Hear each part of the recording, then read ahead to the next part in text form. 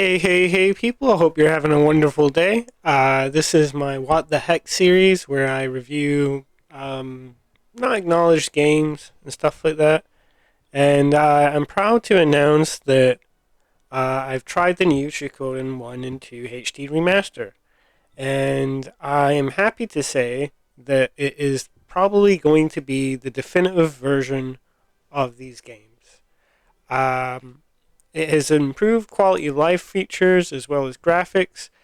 Not phenomenal improvements in graphics, but it's there. It is a treat, to be honest, for someone who wants to come back to these games, though, as Suikoden 1 certainly has become quite dated in its design. Even though the Sega version is got more content. The load times are just unbearable. But before we get into everything, let me just give you a little bit of a background on Suikoden. Suikoden is Konami's flagship RPG. They haven't made a game since the PS2. So if you haven't heard of it, I don't blame you. Suikoden means water margin. And the water margin is one of the three great Chinese plays, which are the water margin, Romance of the Three Kingdoms, and Journey to the West. You might have heard of the other ones, but yeah, so it's a Japanese interpretation of a Chinese idea, so for a Western audience. Now, this game is 25 years old, and I think Suikoden 2 only came out a few years after it.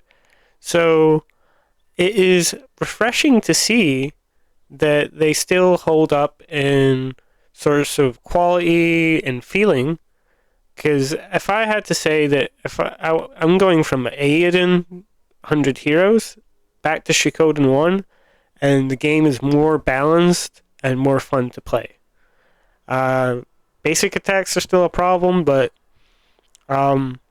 the Unite attacks actually do something.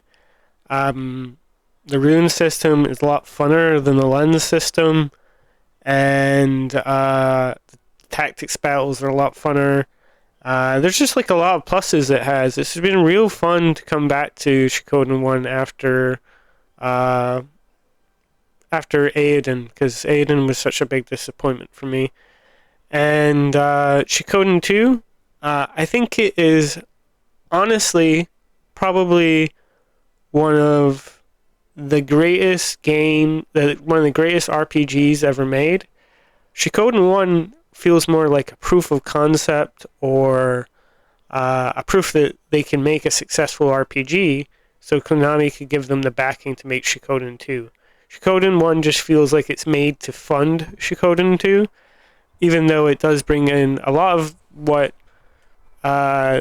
the series hallmarks would be, characters that will return in other games, which is quite unique, as this game has 108 characters, and as you might think that there might be some stinkers in there, but they really sell it on the characters designs of these characters, and there's sort of a continuity where like one character might be in other games, so you get to learn more about them, and the amalgamation of all the games in the franchise, namely like Gene, Ted, Luke, for example.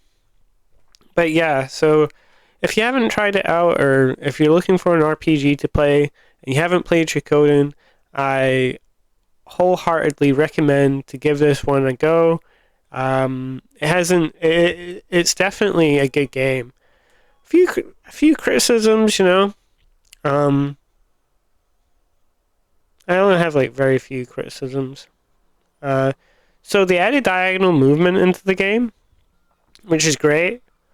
But the sprites look like they're made from AI. They're just kind of weird and disproportionate. It's just strange. And they've obviously made these for this game. And I think the AI is quite ugly. Or the text boxes are quite ugly, so Let me, if I talk to this person here. Yeah, this text box kind of looks ugly to me. A lot of this looks like it's made in like RPG Maker, if you know, but like Suikoden 1 didn't have that massive quality touch to it either. It was a bit unfinished. But yeah, no, I had a really great time with Suikoden 1 so far. I'm probably going to complete it. I'm going to probably play Suikoden 2. If I find anything that's worthwhile telling you guys about these games, I might make a little video giving you a little tip. And I hope you guys are having a wonderful day. They really didn't let us down with this one. I hope you have a nice time, and ciao.